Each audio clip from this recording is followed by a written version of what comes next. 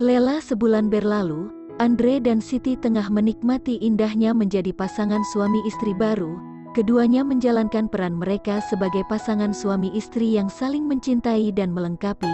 Terlebih dengan Andre yang kini merasa jika hidupnya sudah sempurna. Baginya mendapatkan istri seperti Siti adalah sebuah keberuntungan dalam hidupnya. Sementara Siti, tentu saja juga merasa sangat bahagia. Andre memperlakukannya dengan sangat baik dan penuh cinta, bahkan sangat terlihat jika Andre sangat menyayangi dan memanjakannya. Akan tetapi sebenarnya bukan karena itu dia merasa sangat bersyukur telah memilih Andre menjadi suaminya. Terlepas dari masa lalunya, Andre terlihat bersungguh-sungguh memperbaiki diri dan agamanya. Suaminya itu menunjukkan keseriusannya untuk menuntut ilmu agama lebih dalam lagi.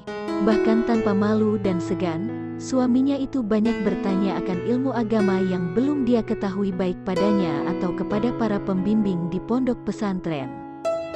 Sambil terus belajar, Andre juga tak lupa akan niatnya untuk memajukan pesantren dari segi ekonomi. Beberapa bisnisnya telah berjalan lancar, dari sektor pertanian bahkan beberapa ada yang sudah menghasilkan. Dari budidaya sayuran yang masa panennya singkat seperti kangkung, bayam dan semacamnya, mereka mendapatkan hasil panen yang melimpah ruah. Atas kelihayannya juga, Andre memasarkan hasil panennya hingga keluar kota. Dan tentu saja karenanya pondok pesantren mendapatkan untung yang banyak.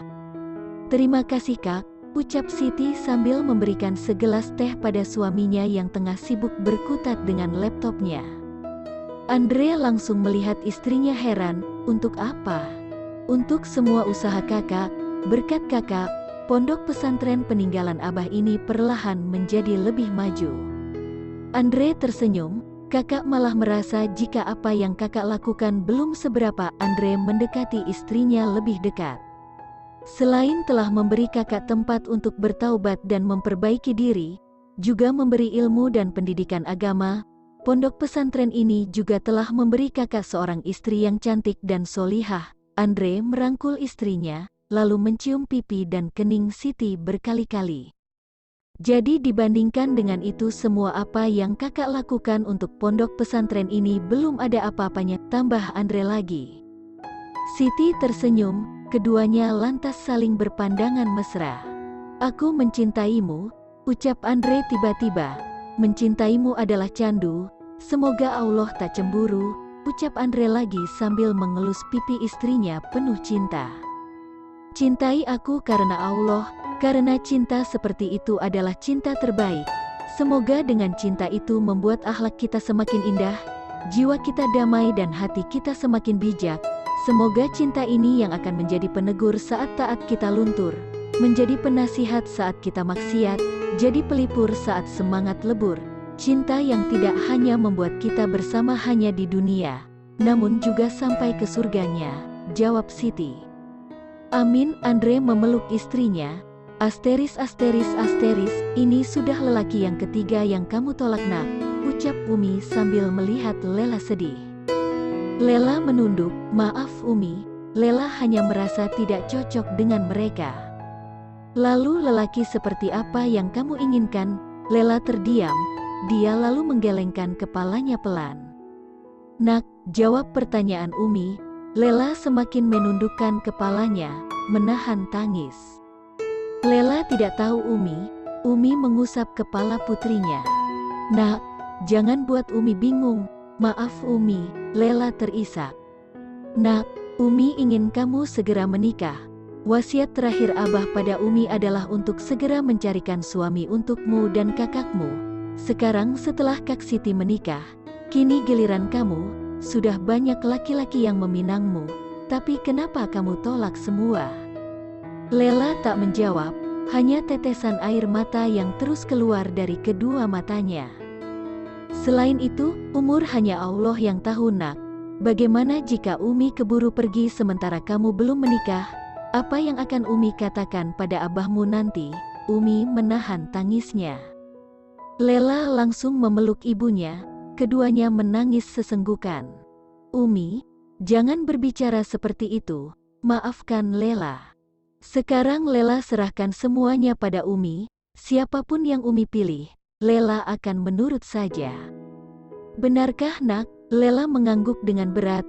Percayalah nak, Umi dan kakak-kakakmu pasti akan carikan lelaki terbaik untukmu. Putriku, hal lain yang membuat Umi ingin segera melihatmu menikah adalah Umi ingin segera melihatmu bahagia nak. Umi tahu betapa menderitanya kamu di pernikahanmu yang pertama. Kamu tersakiti secara lahir dan batin dan kamu pasti tahu jika Umi dan Abah merasa sangat bersalah padamu. Umi menatap wajah putrinya Nanar. Abahmu keburu meninggalkan kita dengan membawa perasaan bersalahnya. Beliau menitipkanmu pada Umi agar Umi mencarikan dan menikahkanmu dengan lelaki yang baik dan memastikan jika kamu bahagia, rumah tanggamu baik-baik saja. Seperti kakakmu Siti, dia sudah bahagia dengan suaminya. Umi juga ingin segera melihatmu seperti itu nak. Air mata Umi menetes. Lela segera memeluk ibunya erat. Lela menangis di pelukan Siti. Mengertilah dik, Umi hanya ingin merasa tenang. Dia ingin segera menjalankan wasiat terakhir Abah agar kita berdua segera menikah. Aku mengerti itu kak. Kakak tahu kamu belum siap. Kakak tahu kamu trauma. Pengalaman rumah tanggamu yang pertama memang sangat menyakitkan.